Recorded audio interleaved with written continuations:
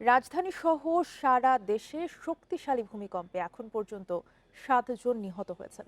এর মধ্যে ঢাকায় 3 জন, নারায়ণগঞ্জে 1 জন এবং নরসিংদীতে 3 জন মারা গেছেন। এছাড়া বিভিন্ন স্থানে অর্ধশতাধিক মানুষ আহত হয়েছেন। ভূমিকম্পে হেলে পড়েছে বেশ কয়েকটি ভবন, বিভিন্ন স্থাপনায় দেখা দিয়েছে ফাটল। আহতদের চিকিৎসায় সরকার সর্বোচ্চ গুরুত্ব দিচ্ছে বলে জানিয়েছেন স্বাস্থ্য উপদেষ্টা। শুক্রবার সকাল 10টা 38 মিনিটে 5.7 মাত্রার ভূমিকম্পে কেঁপে ওঠে ঢাকাসহ দেশের বিভিন্ন এলাকা।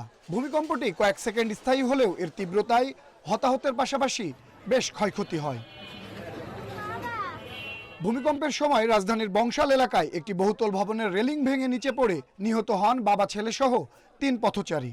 আহত হন 6 জন।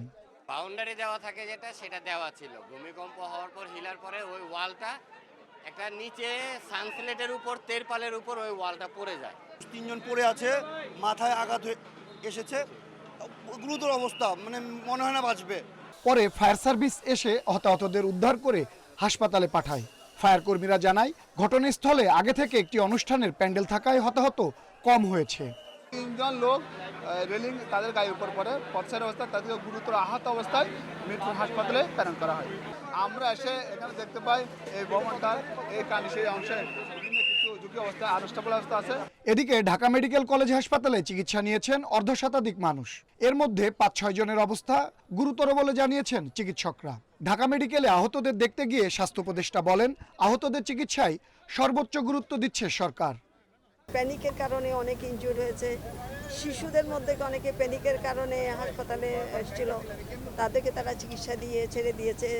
কয়েকজনকে তারা রেখেছে যারা প্যানিক বেশি হয়েছে। এদিকে নারায়ণগঞ্জের রূপগঞ্জে বাড়ির দেওয়াল ধসে ফাতেমা নামে 1 বছর বয়সী শিশুর মৃত্যু হয়েছে।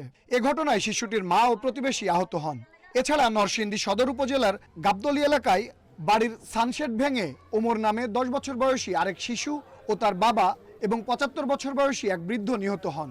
ওমর ও তার বাবার মরদেহ ঢাকা মেডিকেল কলেজ হাসপাতালের মর্গে রাখা হয়েছে। আনোয়ার সাদাত নূর, ইন্ডিপেন্ডেন্ট নিউজ, ঢাকা।